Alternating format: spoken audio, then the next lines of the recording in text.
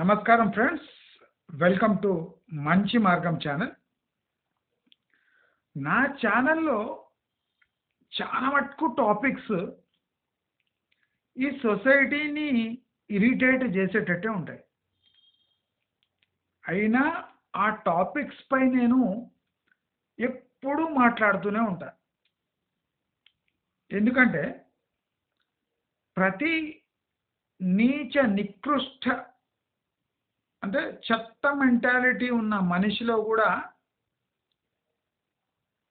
ఒక ఏదో తన మనసులో ఏదో ఒక భాగంలో తాను కూడా నిజాయితీగా ఉంటే బాగుండు అనే ఒక కాంక్ష ఉంటుంది.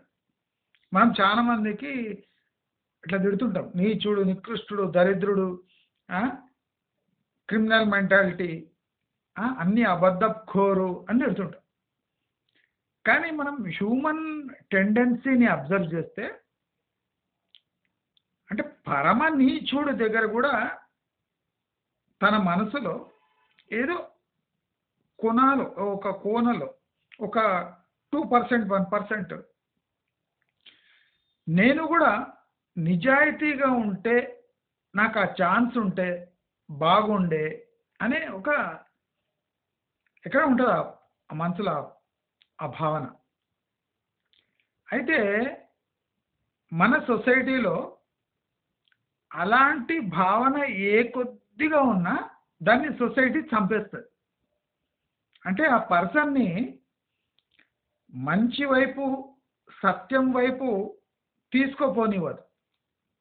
ఏదో రకంగా మభ్యపెట్టి సొసైటీలో ఉన్న రీజన్స్ మొత్తం చూపించి ఆ మనిషిని మళ్ళీ అబద్ధాల వైపే మొగ్గు చూపేటట్టు చేస్తుంది. అంటే మనము క్లియర్లీ మనం తెలుసుకోవచ్చు అబద్ధాలు ఎందుకు మాట్లాడవలసి వస్తుంది. అబద్ధము క్లియర్లీ వినండి. ఇప్పుడు జనరల్లీ మనకు ఇంటర్నెట్లో కానీ లేదా యూట్యూబ్లో కానీ ఇటువంటి టాపిక్స్ ఎవరు డిస్కస్ చేయరు. జరుగుతున్న ఘటనలపై గంటలు డిస్కషన్స్, అక్రమ సంబంధాలపై డిస్కషన్స్,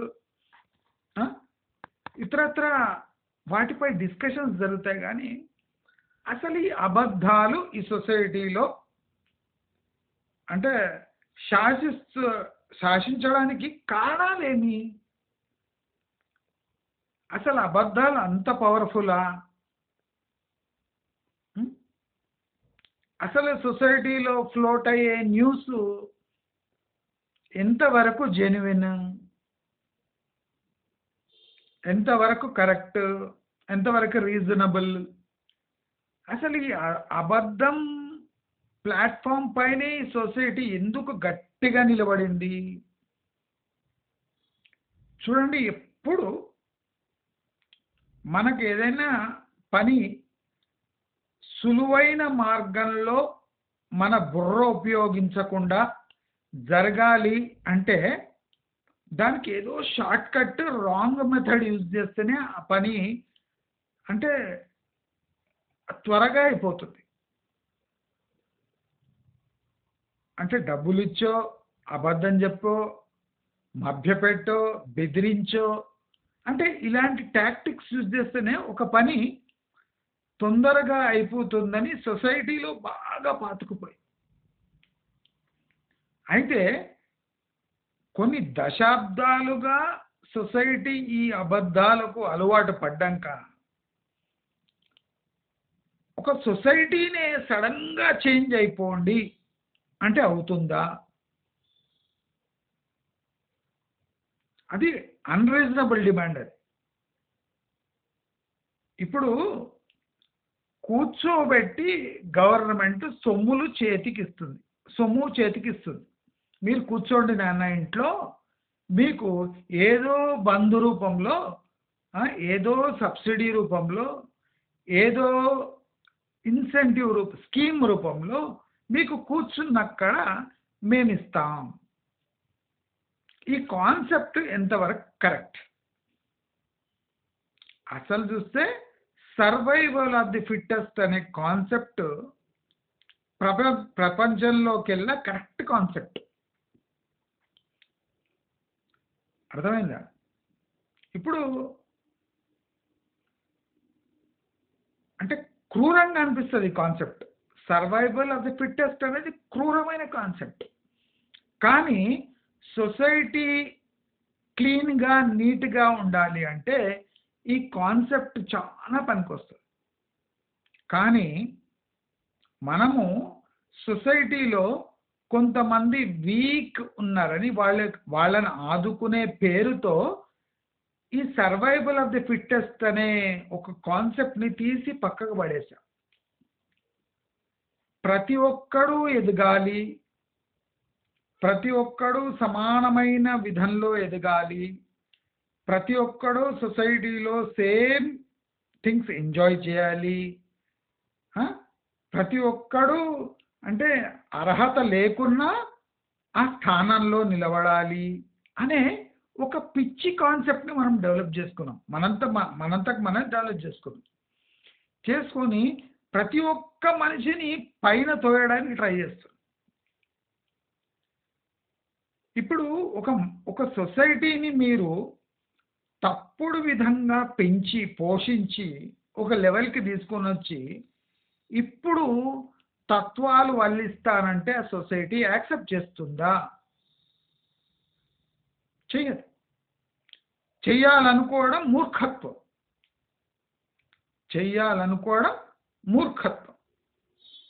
ఇప్పుడు నేను రియల్ ఎస్టేట్లో ఒక రియల్ ఇన్ఫర్మేషన్ ఇవ్వడానికి ట్రై చేస్తే ఎన్నో సవాళ్ళు ఎదుర్కొన్నా, చివాట్లు తిన్నాను. కానీ నా లక్ ఏమంటే ఒక 4-5 మంత్స్లోనే నా ఛానల్ రిలయబిలిటీ బయటపడ్డది. అంటే ఓహో వీడు ఒక తేడాగా చెప్పినా కరెక్ట్గా చెప్పిండని చాలామంది మనసులో ఉంది. కానీ బయట తిట్టుకుంటున్నారు. ఎందుకంటే వాళ్లకు అబద్ధపు ప్లాట్ఫామ్ పై ఉండి ఉండి ఉండి అలవాటైపోయి ఆ అబద్ధాలే వాళ్లకు జీవనోపాధి. అంటే చూడండి ఎంత దారుణంగా తయారైన సొసైటీ అంటే, ఇప్పుడు అబద్ధాలు మాట్లాడుతుండు అని మనం హెచ్చరిస్తే ఏం చేయాలండి? అబద్ధం మాట్లాడకుంటే పొట్ట గడవాలంట, పూటక్కుళ్ళు ఉండవు అంటాడు. అంటే సొసైటీలో అబద్ధాన్ని దయచేసి యాక్సెప్ట్ చేసుకోండి, అది నాకు అన్నం పెడుతుంది అనడం ఎంతవరకు కరెక్ట్? కానీ మనం ఏం చేస్తాము? నిజమే అండి, ప్రతి మనిషి నిజాలు మాట్లాడితే సొసైటీలో ఎక్కడ నడుస్తుంది అంట. అంటే మనమే అబద్ధాన్ని బాగా బలపరుస్తాం. ఇప్పుడు చాలా మందికి ఇటువంటి సబ్జెక్ట్ మీద లెక్చర్ వినడం అస్సలు ఇష్టం ఉండదు. ఎందుకు ఉండదు అంటే న్యాచురల్లీ ఇప్పుడు వీడియో వింటుంటేనే ఇరిటేషన్ వచ్చేస్తుంది. ఎందుకంటే మనం అబద్ధాలు మాట్లాడతాము, ఫ్యామిలీతోనే అబద్ధాలు మాట్లాడతాము, భార్య భర్తతో అబద్ధం, భర్త భార్యతో అబద్ధం చెప్తాడు, ఎదిగిన పిల్లలు పేరెంట్స్ దగ్గర అబద్ధాలు చెప్తుంటారు. అంటే ఈ అబద్ధాలు అనేది ఒక ఇన్స్టిట్యూషన్గా మారిపోయాయి. అంటే సొసైటీలో ఒక భాగం అది. ఇప్పుడు చాలా మంది అదేం పిచ్చి కాన్సెప్ట్, రియల్ ఎస్టేట్కి అగెనెస్ట్గా పోతే ఎవడింటాడు అని. కరెక్టే, 100% కరెక్ట్. వాడు ఎవరు సజెషన్ ఇచ్చిండ్రు? అవును. ఇప్పుడు దీనిపైనే ఆధారపడ్డాడు, వాడు అబద్ధం చెప్పక తప్పదు. ఇప్పుడు నేను నిజాలు చెప్తుంటే పెద్ద గ్రేట్ ఏం కాదు. నాకు దీనిపై ఆధారపడవలసిన అవసరం లేదు కనుక నేను నిజాలు చెప్తున్నా. ఇప్పుడు దీని మీదనే ఆధారపడి బతుకుతున్నాడు ఎవడు? వాడు రియల్ రేట్స్ చెప్తాడా, రియల్ సిచ్యువేషన్ చెప్తాడా, రియల్ పొలిటికల్ అట్మాస్ఫియర్ ఎట్లుందని చెప్తాడా? అన్నీ దాచిపెడతాడు. తన పూటకోళ్ళ కోసం ఏది అవసరమో అదే జనాలకు చెప్తాడు. తప్పులేదు, నేనే చెప్తున్నా, తప్పులేదు. కానీ కానీ వినేవాడిది తప్పు, చెప్పేవాడిది తప్పు కాదు. సొసైటీనే నిజాలు వినే దమ్ముంటే వాడు అబద్ధాలు చెప్పాడు. సొసైటీకి నిజాలు అయినే దమ్ము లేదు. సార్ ఇది నా వెంచరు కొద్దిగా దూరం ఉంది కానీ ప్రైజ్ ఉంది ఏమనుకోకుండా కొనండి సార్ అంటే ఎవడని కొంటాడా? కొనడు. దూరం ఉంది అనొద్దు. వేరే వాటికన్నా చాలా దగ్గర ఉంది సార్ మాది, మా వెంచర్ దూరం ఉంది అనొద్దు. మా వెంచరు వేరే వెంచర్ల కన్నా దగ్గరుంది సార్, మీరు ఇప్పుడు పెడితే మీకు 5 ఏళ్ళైనాక రిటర్న్ గ్యారంటీ, కానీ ఇవన్నీ ఉంటే రిటర్న్ గ్యారంటీ సార్. మీకు కొద్దిగా ఓపిక కావాలి, 5-10 ఏళ్ళు ఓపిక పడితే మీకు రిటర్న్స్ వస్తాయి. అంటే అబద్ధమే అక్కడిక్కడ తిప్పి దాన్ని కాల్చి వాత పెట్టి బుజ్జగించి వేరే వాళ్ళకి ప్రజెంట్ చేయాలి. ఎందుకంటే ఉన్నది నాడు చెప్తానంటే ఎవడు రాడు, వెంచర్ కూడా రాడు. ఏ విషయమైనా అంతే. ఒక వస్తువు విలువ లేని వస్తువును మనం విలువ ఉన్నట్టు ప్రజెంట్ చేయాలంటే గంపెడ అబద్ధాలు చెప్పాలి. కరెక్ట్. మళ్ళీ విలువ ఉన్న వస్తువులు తయారు చేయాలంటే ఎవడు తీసుకోడు. ఇప్పుడు 10 రూపాయ కా మాల్ 10 రూపాయ కా మాల్ అంటే అందరు తీసుకుంటారు. అదే ఒక 300 రూపాయల వస్తువు అమ్మాలంటే దాని బ్యాక్గ్రౌండ్ అంతా షేక్ చేయాలి, అబద్ధాలు చెప్పాలి, నిజాలను కప్పిపెట్టాలి, నానా బీభత్సం చేస్తే కానీ ఆ 300 వస్తువు అమ్ముడుపోదు. 10 రూపాయల వస్తువు అమ్ముడు పోయడం పెద్ద గ్రేట్ కాదు. మన జుమెరాత్ బార్లో వదులుతుంటారు. మన అక్కడ జుమెరాత్ బజార్లో సెకండ్ హ్యాండ్ డ్రాయర్లు బనీన్లు కూడా అమ్ముతారు. వాడు అమ్మే రకం చూస్తే నవ్వు వస్తుంది, నిజంగా వాడికి కాన్ఫిడెన్స్ భలే ఉంటుంది. ये देखो अम्मा ये क्वीन एलिजाबेथ का ड्रायर है, देखो अम्मा సూపర్ ఎలాస్టిక్ है इसमें देखो अम्मा 10 को 3 అంట. డ్రాయర్లు 10కి 3 క్వీన్ ఎలిజబెత్ వేసుకుంటారంట. ఇక్కడ నేర్చుకుంటారా క్వీన్ ఎలిజబెత్? फॉरेन का माल है, इंग्लैंड का माल है भाई, देखो भाई इंग्लैंड का माल है, देखो इलास्टिक देखो भाई, इलास्टिक देखो पहन के देखो అంటారు. కొంతమంది ప్యాంట్ల మీద వేసుకుంటుంటారు డ్రాయర్ జుమరత్ బార్. ये देखो भाई अरे देखो डाल के देखो उसमें क्या है, शर्माने की बात है, देखो 10 को 3 అంటే వేసుకున్నారు ఎవడో వేసుకున్న డ్రాయర్లే ఎలాస్టిక్ ఇట్లా వేసి చూపిస్తాడు. ఏ ఫారెన్ కా మాల్ है देखो भाई, ఫారెన్ కా మాల్ है అంటే ఆ చెత్త వస్తువును వాడంత కాన్ఫిడెంట్గా ఫారెన్ వాళ్ళు వేసుకున్నాడు అని చెప్పడానికి అది క్వీన్ ఎలిజబెత్ కావాలా దేఖో అమ్మా దేఖో దేఖో ఏ డ్రాయర్ దేఖో కా దేఖో అంటే ఆడవాళ్ళకు కూడా డ్రాయర్లు అమ్ముతుంటారు. ఏ బనియన్ దేఖో, బనియన్ క్వాలిటీ వర్స్ట్ ఉంటుంది. వాడు ఎట్లా అమ్ముతాడు జుమెరాత్ బార్లో అంటే చూపిస్తా. ఏ देखो बा आओ आओ आओ आओ साहब देखो कैसा है बनियन, देखो फुल इलास्टिक है అంటాడు. అంటే ఆ ఎలాస్టిక్ ఆ బనియన్ పని అయిపోయి ఉంటుంది, దాన్ని ఎట్లా చేయాలి అంటే ఇట్లా పట్టుకొని ఇట్లా అంటాడు. ఏ देखो भाई फुल इलास्टिक कितना भी बड़ा बाड़ी है तो फिट हो जाता, అది చౌకు 3 అంటాడు. బనియన్లు కూడా 10కి 3, అది 10కి 3 చౌకు 3 అంటారు. 10కి 3 10కి 3 10కి 3 10కి 2 వేసుకున్న బట్టలు.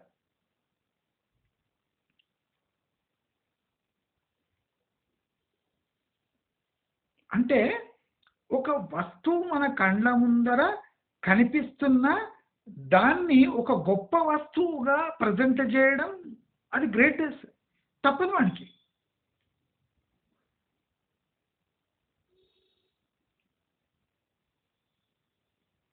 వాడు ఒక డ్రాయర్ చూపిస్తుంటూ మంచి బ్రాండ్ జాకీదే ఏదో వేసుకున్నాడు సెకండ్ హ్యాండ్.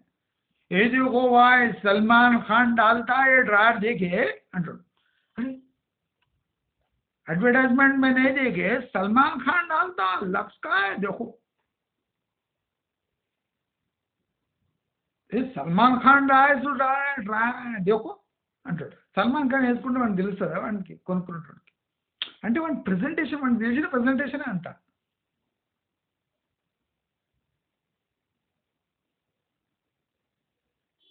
మనకు నవ్వొస్తుండొచ్చు, కానీ వానికి అవసరం అది, అది చెప్పే అవసరం.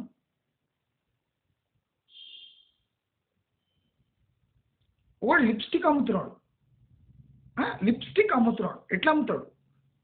ఏ అమ్మ आओ अम्मा देखो ये लिपस्टिक देखो लिपस्टिक, हाँ ये ऐश्वर्या राय भी डाले तो मस्त दिखती, आप भी देखो आप भी ऐश्वर्या राय का जैसे दिखती, आओ आओ आओ అంటాడు. వాడే పెట్టుకుంటాడు లిప్స్టిక్ అంటాడు.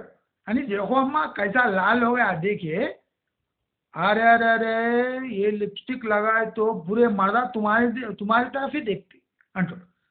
అనగానే ఇక ఆమె ఫుల్ ఖుష్.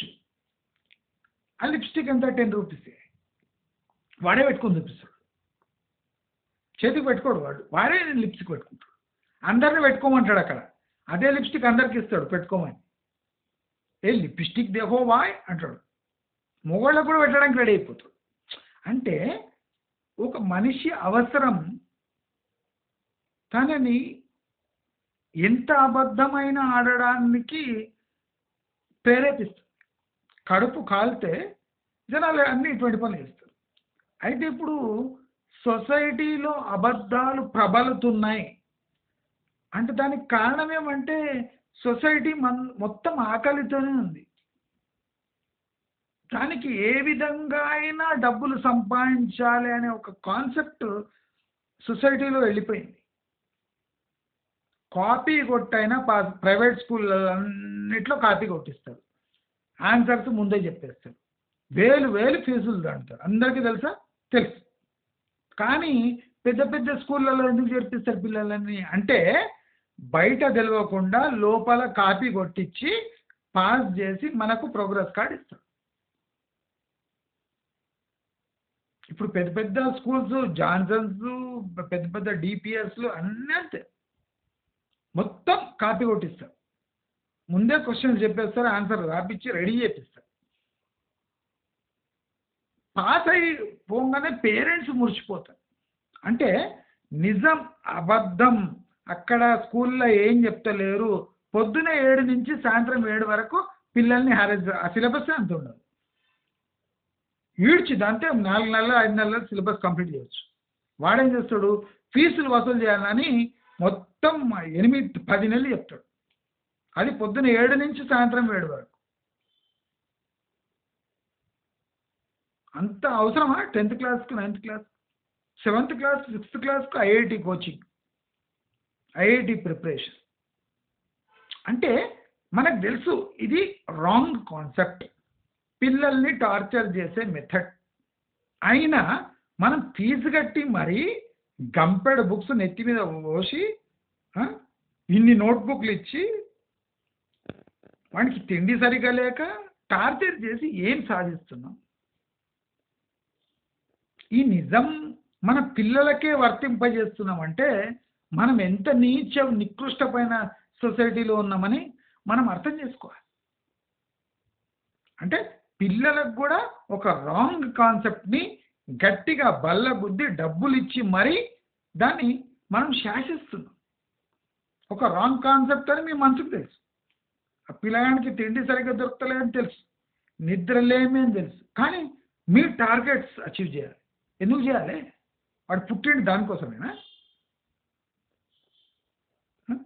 మీ దగ్గర డబ్బులు ఉన్నాయని స్కూళ్ళలో పడేసి వాడిని పొద్దున 7 నుంచి సాయంత్రం 7 వరకు చదవని చెప్తాం. వాడేమో ఐఐటీలో కూడా అంత చదువుతాయి. కావాలని 10th మళ్ళీ కొట్టించేది కాపీనే, మాస్ కాపీయింగ్ జరుగుతుంది. ఫైనల్లో వాళ్ళు చెప్పిన సెంటర్స్ పోయి మొత్తం బుక్స్ కూడా ఇచ్చేస్తారు. పిల్లలకు చెప్తారు బయట చెప్పకండి, మీకు 99 తెప్పిస్తా, 98 వేపిస్తా. పేరెంట్స్కి తెలియకుండానే జరిగిపోతుంది అంతా. ఫీజు మాత్రం టైంకి కట్టాలి అంతే, మీ పని అది. మీరు కట్టినరా మీ పిల్లగాడిని పొద్దున 7 నుంచి సాయంత్రం 7 వరకు టైంపాస్ చేపించి వాడు ఫైనల్లో ఎట్లానే కాపీ కొట్టించి పాస్ చేసి నేను చూసినా కానీ చెప్తా.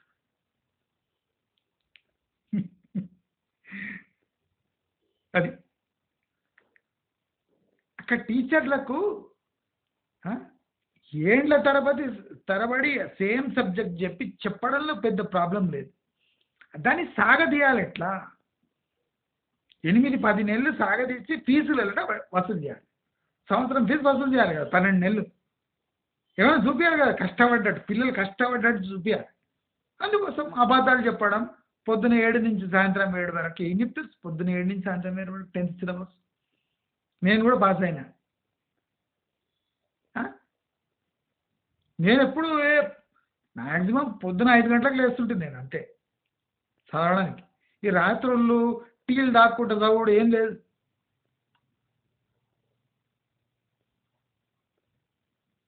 మ్యాథ్స్ నాకు బాగా రాదు, కానీ ఐఐటి సన్నాసి వచ్చినా క్రష్ చేసి పారేస్తా వేరే సబ్జెక్ట్స్లో, పిండేస్తా ఇట్లా.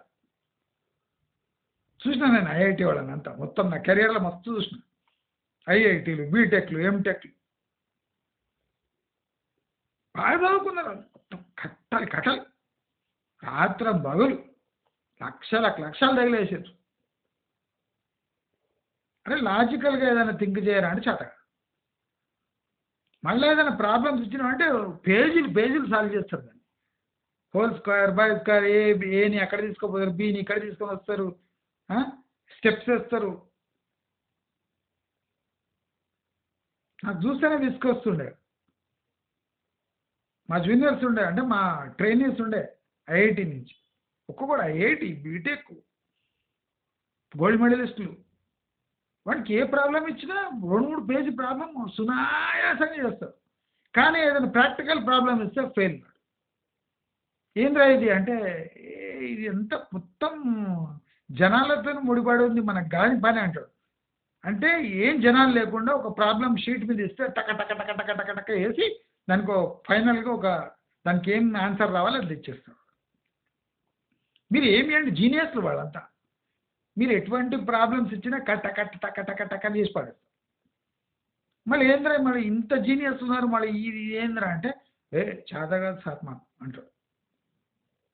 అంత జనాలు సరిగా లేరట. ఇక లైఫ్ అంటేనే జనాలతో డీల్ చేసేది. నీకు ప్రతి చోట పుస్తకము, బుక్ కావాలి, ఒక కంప్యూటర్ కావాలంటే ఎక్కడి నుంచి వస్తుంది? అంటే మీకు తెలుసు, నేను చదివే చదువు సొసైటీలో పోతే పనికిరాదు అని తెలిసిన ఆ ఐఐటి చదివిన పిల్లలు గంటలు ఫస్ట్ ఐఐటి క్రాక్ చేసి ఆ పిలాని పోయేది, ఖరగ్పూర్లలో పోయేది, ఢిల్లీ, బాంబే. వాడిని చూస్తేనే వాడి భాష, వాడిని తీరు చూస్తేనే భయం అవుతుంది. ఇప్పుడు నాలంటాడు బీకామ్ వాడికి భయం కాదా? వాడు మాట్లాడితేనే మనుషులు జరిగిపోవాలి, ఏం జీనియస్ రా అనుకోవాలి. ఒక్క పోటు పడిస్తే మొత్తం బయటికి వెళ్తాను. నేను చాలా భయపడ్డా. నా కెరియర్ మొత్తం అంతా వాళ్ళే, మొత్తం సైన్స్ గ్రాడ్యుయేట్స్. నేను ఒక్కడే బీకామ్, నా చుట్టుముట్టు మొత్తం సైన్సే. ఇంకా ఒక స్టెప్ వేస్తే ఆండర్సన్ కన్సల్టింగ్, బోస్టన్ కన్సల్టింగ్, ఇట్లా ఐఏఎం గ్రాడ్యుయేట్స్ మొత్తం. ఐఏఎంలో కొంతమంది గోల్డ్ మెడలిస్ట్, ఐఏఎంలో ఫైనాన్స్ గోల్డ్ మెడలిస్ట్, ఐఏఎంలో టాపర్స్ వాళ్ళంతా. Anderson consulting, Boston, price water house Coopers, ఇటువంటి వాళ్ళు మా దగ్గరకు వస్తుండే. వాళ్ళని చూడంగానే అహ్మదాబాద్, ఐఏఎం అహ్మదాబాద్, ఐఐటి బాంబే,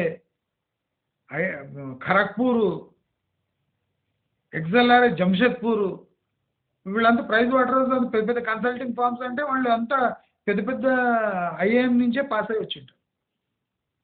వాళ్ళ డ్రెస్సింగ్, కోటు, ఆ స్టైల్ చూస్తే అబ్బో వీళ్ళకి ఎన్నేళ్ళు ఎక్స్పీరియన్స్ ఉంది అనుకో. మాతో 1 వీక్ గడిపే వరకు వాళ్ళు అంతే, పని అవుట్. నేను అదే అడిగిన, ఒరేయ్ నీవు Price water house Coopers, Andersen consulting, Boston Consulting గ్రూప్లో ఎట్లా చేయండ్రు? అక్కడ ఏం చేస్తుండ్రు మీరు? ఆ? నా క్వాలిఫికేషన్ చూసి భయపడ్డారు వాడు. ఊరిని అమ్మ నీవు బీకామా అన్నాడు. అంటే వాళ్ళకు నా క్వాలిఫికేషన్ చెప్పే వరకు నేను ఏం చేస్తున్నాను, నా నేనేమో తెలియదు వాళ్ళకు. వాళ్ళని చూస్తే ఒక్కొక్కడు కోట్ వేసుకొని స్పెక్స్ పెట్టుకొని వాళ్ళ స్టైల్ చూస్తే ఆ, వాళ్ళ స్టైఫండే అప్పుడు నాకు ఒక 3,000 జీతం ఉన్నా కూడా వాళ్ళ స్టైఫండే 40,000 స్టైఫండ్.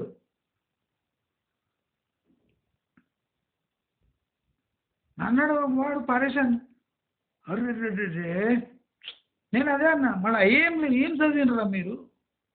మీరు అంతా టాపర్స్ కదా, యూనివర్సిటీ టాపర్స్, ఐఏఎంలో టాప్ ర్యాంక్స్ వీళ్ళంతా. వాడు ఇంగ్లీష్ చూస్తే ఇంక భయపడాలి మనం. వాడు టర్మ్స్ అవి గ్రాఫ్స్ చార్ట్స్ వేస్తాడు, టకటకటకటకడ వేస్తాడు. ప్రాక్టికల్కి రాగానే ఫెయిల్. ఏమవుతుందని నాకేం అర్థమవుతలేదు అంటాడు.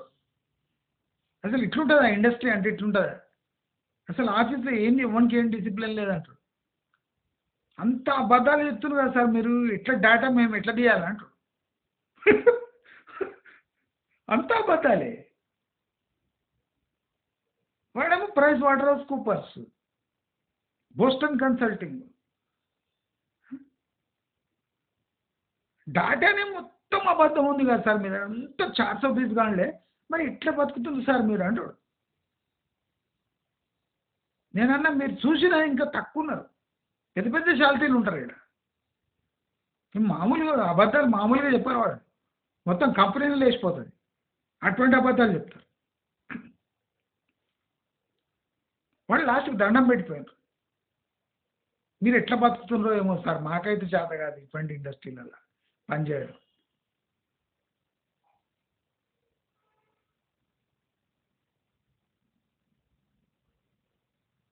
టెక్నికల్ సబ్జెక్ట్ చదువుకున్నవాడికి హ్యూమన్ రిసోర్సెస్ గురించి అసలు అవగాహన లేదు. ఆ బుక్కులు ఇక్కడ దింపితే నడుస్తుందా? నడవదు.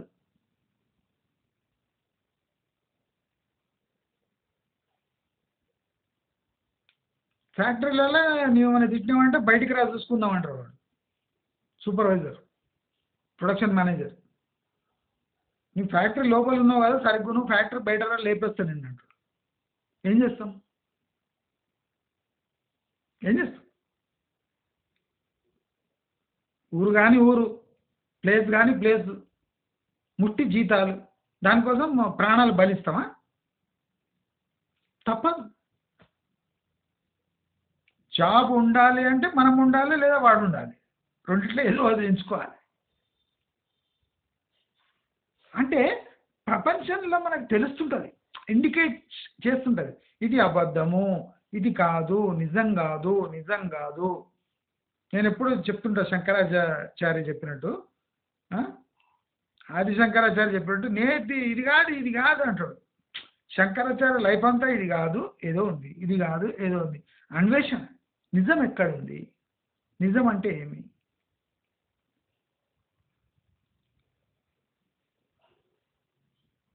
అసలు చూస్తే నిజము నిలకడగా ఉంటుంది, అబద్ధమే ఎప్పుడు షేక్ అవుతుంటుంది.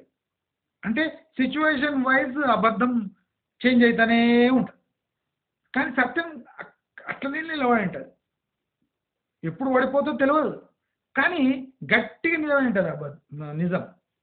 మనం ఏం చేస్తాము, దాని చుట్టుముట్టు అబద్ధాన్ని బాగా పెనేసేసి మొత్తం ఆ నిజాన్ని కవర్ చేసేస్తాం మట్టితో. అంటే ఇవన్నీ మనం తయారు చేసుకున్నాం. అంటే మనం బలపడడానికి నిజాలను బొందబెట్టడం, అబద్ధాలను మంచి షేప్లో. ఇప్పుడు చూడండి, ప్రతి ఒక్క మనిషి తనకు అబద్ధం ఫేస్ కావద్దని చూస్తుంటాడు. ఎదుటి మనిషి అబద్ధం చెప్పొద్దు, తాను గంపెడ అబద్ధాలు చెప్పచ్చు. అవునా కదా? ఎదుటి మనిషి అబద్ధం చెప్పొద్దు. మనం ఏ అబద్ధమైనా సునాయాసంగా చెప్పి మనుషులను మోసం చేయొచ్చు. మనిషి ఎప్పుడు తనతోని అబద్ధం ఎవరు మాట్లాడొద్దనే కోరుకుంటాడు. కానీ తాను మాత్రం అబద్ధం మాట్లాడతాడు. తనకు న్యాయం జరగాలి.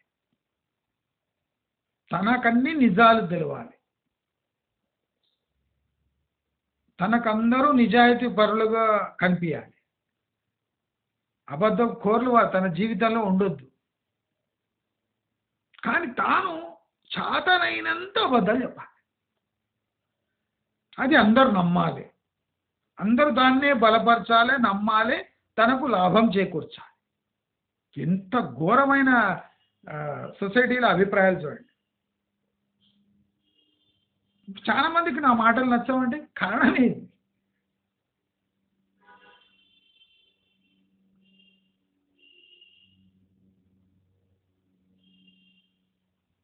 నేను కార్పొరేట్ లైఫ్లో ఉన్నప్పుడు భయంకరమైన దారుణమైన పనులు చేసిన. దానికే ఫేమస్ నేను. అంటే నాకు తెర అటువైపు ఇటువైపు ఏముంటాయని నాకు బాగా తెలుసు.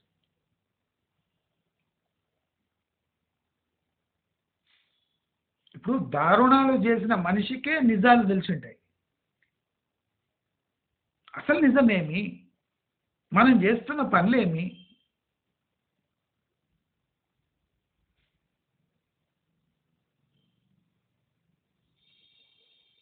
ప్రతి దారుణం చేసినాక నేను నిజాలు ఒప్పుకుంటుంటే చాలా మంది దానికే దండం పెట్టిపోతుండే. సార్ మీరు నన్ను ఖతం చేసింది కానీ మీరు నిజంగానే ఒప్పుకున్నారు, మీరే చేసిండ్రు అని మీ నిజాయితీకి ఒప్పుకొని నమస్కారం పెట్టి వెళ్ళిపోతారు.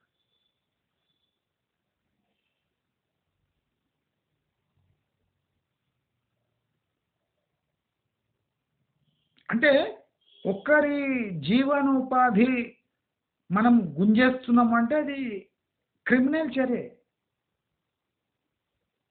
కానీ తప్పదు.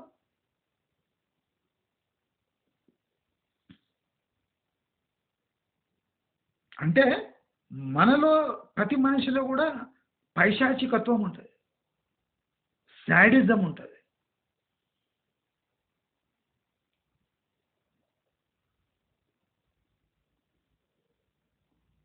Senior vice presidents, presidents, GMs ఉన్న మీటింగ్లో నా కొలీగ్ లేచి నన్ను ఏమంటుందంటే ప్రపంచంలో ఉన్న అంటే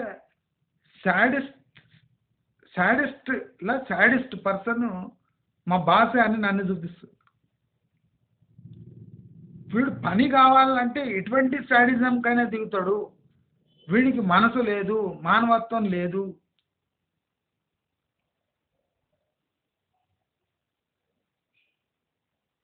వీడిని తీసేయండి, వీడికి పని తప్ప వేరే లోకం లేదు, పని కోసం ఏమని చేస్తాడు వీడిని తీసేయండి అని టోటల్ మీటింగ్లో చెప్పేసింది.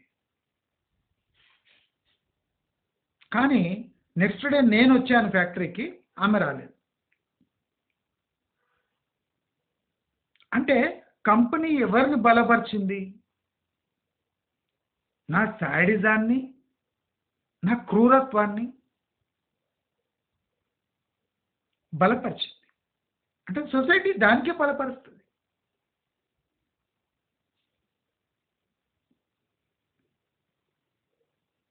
నీవు కంపెనీకి లాభం ఎంత తెస్తున్నావు, దట్ మ్యాటర్స్.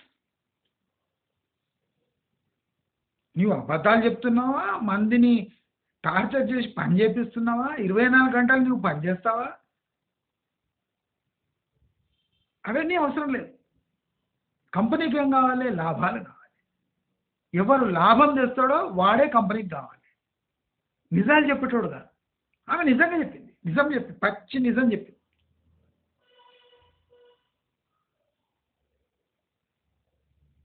పచ్చి నిజం చెప్పిన ఆమె నెక్స్ట్ డే రాలేదు.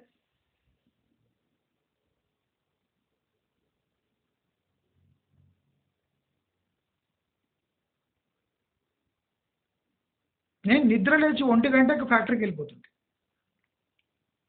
పొద్దున్న 4 గంటలకు ఇన్స్పెక్షన్ పోతుంటే, 24 అవర్స్ మా సెక్షన్.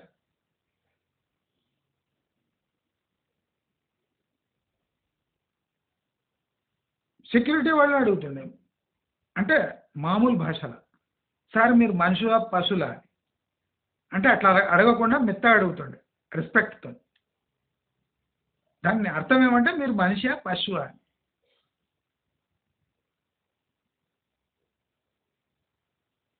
అంటే ఒక మనిషి అంత క్రూరంగా బిహేవ్ చేయాలి అంటే ఆ ఆ సొసైటీ నుంచి ఆ ప్రాఫిట్స్ ఎక్స్ట్రాక్ట్ చేయాలంటే ఆ రకంగా క్రూరంగా ఉండాలి. కానీ అటువంటి క్రూరమైన మనిషిని అంటే కాదు.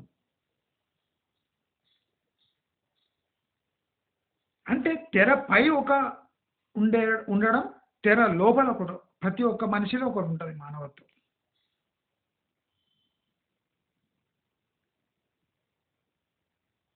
ఒక ఒక అబద్ధం నిజంలాగా ప్రజెంట్ చేసి అదే నిజంగా చలామణి అవుతుంది. ఏండ్ల కొద్దీ చలామణి అవుతుంది. కానీ అది అబద్ధం ఉంటుంది. ఒక నిజం కళ్ళ ముందు కనిపిస్తున్నా అది అబద్ధం అనిపిస్తుంది. అంటే మన పర్సెప్షన్ అటు తయారైపోయింది. మంచి చెడులా కనిపిస్తుంది. చెడు అబ్బా చాలా మంచి. అంటే సొసైటీ చూసే ధోరణి అలా తయారైంది. ఎవరైనా నిజాలు చెప్పారంటే వాడు ఉండడు. బెస్ట్ ఎగ్జాంపుల్ మీకు ఇచ్చిన కదా.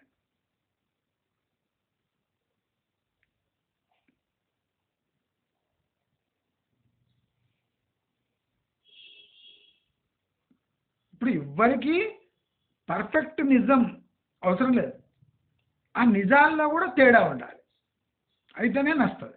అంటే వాళ్ళకి నచ్చినట్టు నిజం చెప్పాలి.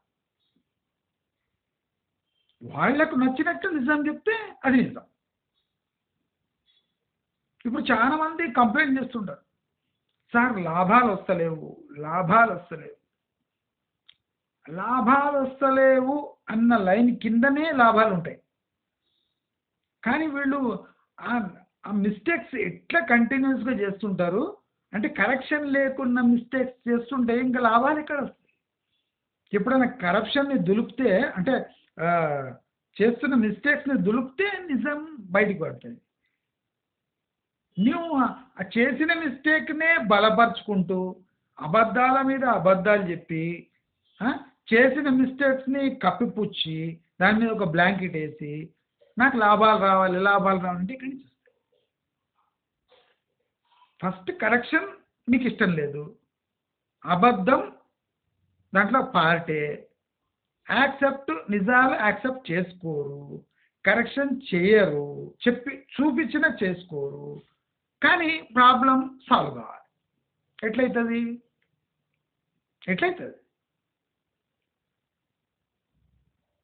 నష్టాల కింద లాభం ఉంటుంది. ఎప్పుడూ ఒక చోట లాభాలు వస్తుంటాయి, దానితో పాటే నష్టం ఎదురు చూస్తుంటుంది. వీడు ఎక్కడ నెగ్లెక్ట్ చేస్తాడా, వీడిని ఎక్కడ కొట్టేద్దామని. అంటే నిజం పైన ముసుగులో కింద నష్టాలు ఉంటాయి. నష్టం ఎప్పుడు ఎదురు చూస్తుంటుంది, తన వంతు ఎప్పుడు వస్తుందో వేసేద్దాం వీడిని, ఒక్క దెబ్బేస్తుంది, మన ప్రాఫిట్స్ అన్నీ లేచిపోతాయి. అంటే లాభాల తెర నష్టాలు, నష్టాల తెర వెనుక లాభాలు ఉంటాయి. అంటే ఈ సొసైటీ అనేది ఒక తెర, మనం ఏర్పరచుకున్న తెర. గమనించండి, సొసైటీ అంటేనే ఒక తెర. ఆ తెరను మనమే నిర్మించుకొని ఈ తెర క్లియర్గా లేదు, తెర ఉంది అని మొత్తుకుంటున్నాం గట్టి గట్టిగా. ఆ తెర తయారు చేసిందేమో అన్నారా? అవునా కదా? మనకో న్యాయము, ఎదుటి మనిషికో న్యాయము.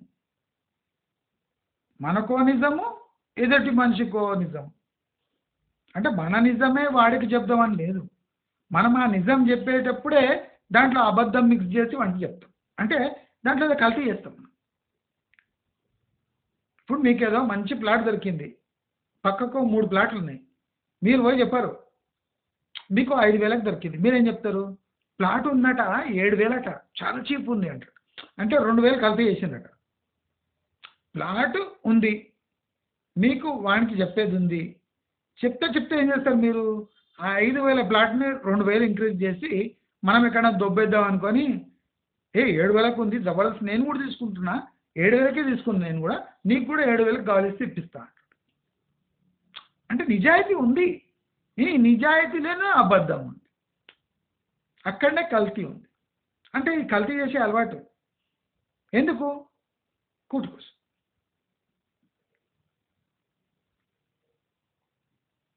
మరి ఇప్పుడు నిజంగా చెప్పండి సార్ ఎక్కడ దొరుకుతున్నాయి? నిజంగా చెప్పండి సార్ ఎక్కడ మనము నిజాయితీ పరులైతే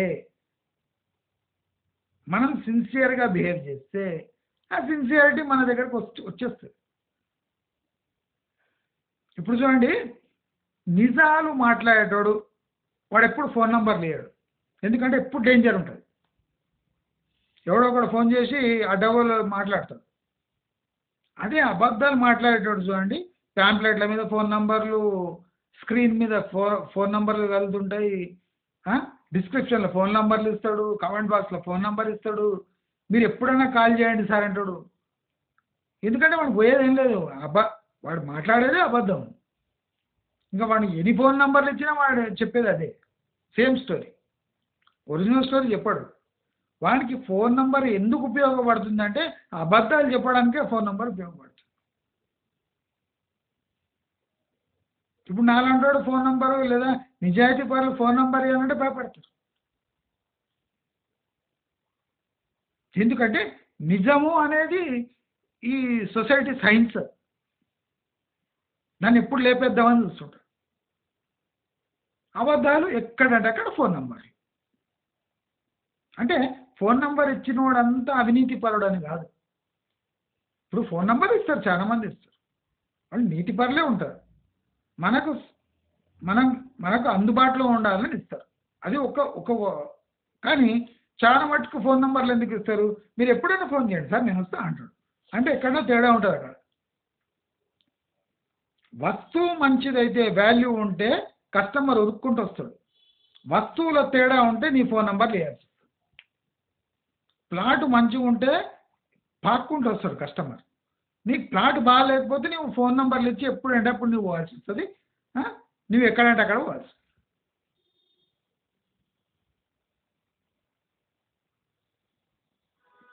అంటే నిజానికి ఉన్నంత డేంజర్ ఇప్పుడు సొసైటీలో దేనికి లేదు. నిజం అంత డేంజరస్ థింగ్ కూడా సొసైటీలో ఏం లేదు. నువ్వు నిజం పలుకుతున్నావు, నీ దాంట్లో నిజాయితీ ఉందంటే అవుట్. పిల్లలకు కూడా నిజాయితీ నేర్పేయాలంటే భయం వేస్తుంది. నిజాయితీ పరుడు అయితే వాడు బతకడు రేపు. వాడికి అబద్ధాలని నేర్పేయాలి. వల్లేయాలి మళ్ళా. రే పిచ్చోడా నువ్వు బలైపోతావు, అబద్ధాలు మాట్లాడడం నేర్చుకో తండ్రి అని చెప్పాలి.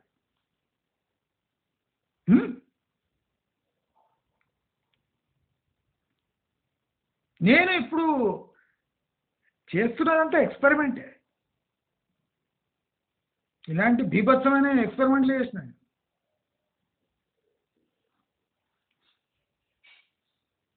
నాకు అవగాహన లేదు.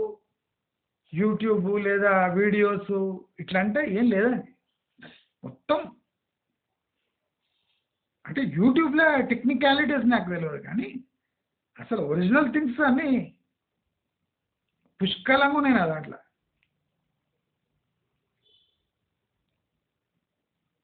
దయచేసి అందరూ తమ లైఫ్లో నిజాయితీని అట్లీస్ట్ బలపరచండి. మీరు అడాప్ట్ చేసుకోకండి. అడాప్ట్ చేసుకుంటే కథం కథం. ఎందుకంటే నిజాలు చెప్పి బయటపడాలంటే దానికో ఒక టెక్నిక్ ఉందండి, దానికో సాక్రిఫైస్ ఉందండి. ఇప్పుడు నిజాలు చెప్తే సాక్రిఫైస్ చేసుకోవాల్సి వస్తుంది. దానికి రెడీ ఉండాలి. మనం ఎవడో తిడుతుంటాడు, ఏమో తిడతాడు, అవగాహన లేని సన్నాసి ఉంటాడు, వాడు కూడా వచ్చేస్తాడు. ఇప్పుడు యూట్యూబ్ అంటే ఇంత మంది చూస్తారు, లక్షల మంది చూస్తారు. అందరికీ మనపై ప్రేమ అనుగా అంటే అవగాహన ఉండాలని ఏం రూల్ లేదు. 2, 3 లైన్లు వింటాడు, అప్పుడే కామెంట్ రాస్తాడు. మనం ఏం చేయగలం? హ్మ్? ఇప్పుడు ఊళ్ళలో మొత్తం పాలిటిక్స్ డిస్కస్ చేస్తుంటారు. మనకి అసలు ఏం తెలిసి ఉండదు. పొద్దున చూస్తే సాయంత్రం కూర్చుంటే రాత్రి లేస్తాడు కట్ట మీదకెళ్ళి. ఒకటే చంద్రబాబు నాయుడు, ఒకటే జగను, ఒకటే కేసీఆర్, ఒకటే వీడు ఆ, రేవంత్ రెడ్డి, గంటలు గంటలు డిస్కషన్. మళ్ళీ పోయేది బీడీ నోట్లో పెట్టుకునేది, కళ్ళు తాగేది, పండుకునేది. కానీ డిస్కషన్ ఫుల్ ఢిల్లీ, గల్లీ నుంచి ఢిల్లీ వరకు డిస్కషన్. దాంట్లో ఏమైనా నిజాలు ఉంటాయంటే ఆ పేపర్లు వచ్చినవి ఇవే డిస్కషన్. అంటే ఒరిజినల్ థింగ్ ఎవరిని తెలిసి ఉండదు, గంటల గంటలు డిస్కషన్ చేస్తారు. దయచేసి అందరూ ఒకటి యాక్సెప్ట్ చేసుకోండి, మనము కోరంగానే సొసైటీ చేంజ్ కాదు. మనం అనుకున్నట్టు సొసైటీ లేదు. మనలో నిజాయితీ ఎంత ఉందో అంతే సొసైటీలో కూడా ఉంది అనే ఫ్యాక్ట్ మీరు యాక్సెప్ట్ చేసుకొని కొద్దిగా థింక్ చేసిందనుకోండి, మీకు ఆటోమేటిక్గా అన్ని విషయాలు అంటే నిజాలు బయటకు వచ్చేస్తాయి. ప్రాఫిట్స్ తనంత తానే వస్తాయి. మీకు ఎవరు ట్రైనింగ్ అవసరం లేదు, ఎవరు గైడెన్స్ అవసరం లేదు. నిజాయితీ మనలో బలంగా ఉంటే ఆ అబద్ధాలు మబ్బులాగా వచ్చి వెళ్ళిపోతాయి. నిజాయితీ అనేది కొండ లాంటిది. మబ్బులు వస్తాయి, వెళ్ళిపోతుంటే కొండ అట్లనే ఉంటుంది. ఆ కొండ మీద ఎక్కి స్టేబుల్గా ఉండాలి మనం. మబ్బులతో పాటు వెళ్ళిపోవద్దు. ఆ ధైర్యం, దమ్ము, నిజాయితీ ఉంటే మనం కూడా నిజాయితీ గురించి మాట్లాడాలి. మనకు న్యాయం జరుగుతలేదని గట్టిగా గాండ్రించాలి. గాండ్రించాలట నిజమే.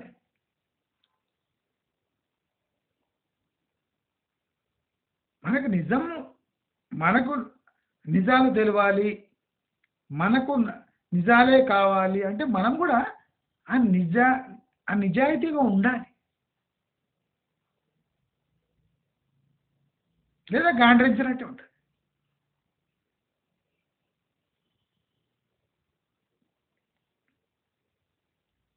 మనం ఎంత గట్టిగా గాండ్రిస్తామో బయట నుంచి కూడా అదే గాండ్రింపులు వినిపిస్తాయి.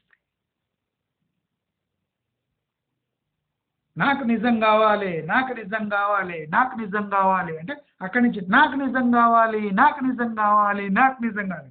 ఒరే ఇదేంటి, నేను నిజం అడుగుతుంటే వాడు కూడా అక్కడ నిజం కావాలి, నిజం కావాలంటున్నాడు. అంటే అందరికీ నిజాలు కావాలి, ఎవరికి అబద్ధాలు వద్దు. కానీ అందరు అబద్ధాలే మాట్లాడుతారు.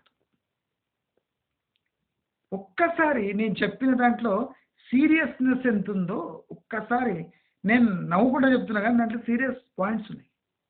ఎవరికన్నా అంటే దీనిపై మనని మనం ట్రాన్స్ఫార్మ్ చేసుకోవాలని అంటే నేను చెప్పిన కొన్ని పాయింట్స్ మీరు ఒక్కసారి కళ్ళు మూసుకొని ఆలోచించి చూడండి. మనం అనుకునే, మన కోరుకునే సొసైటీ మనకి ఎక్కడనో కరెక్ట్గా కనిపిస్తుంది. ఒక సొసైటీని అర్థం చేసుకోవాలంటే ఫస్ట్ మనం ట్రాన్స్ఫార్మ్ కావాలి అనేదే ఈ వీడియో సారాంశం. చాలా మందికి ఈ వీడియో అర్థమై ఉండదు, ఇంకా కోపం కూడా వచ్చి ఉంటుంది, ఇంకోటి అర్థం చేసుకునే తత్వం కూడా ఉండదు. అయినా మీకు నా వీడియో నచ్చినట్టయితే లైక్, షేర్, సబ్స్క్రైబ్ చేసుకుంటారని ఆశిస్తూ నమస్కారం.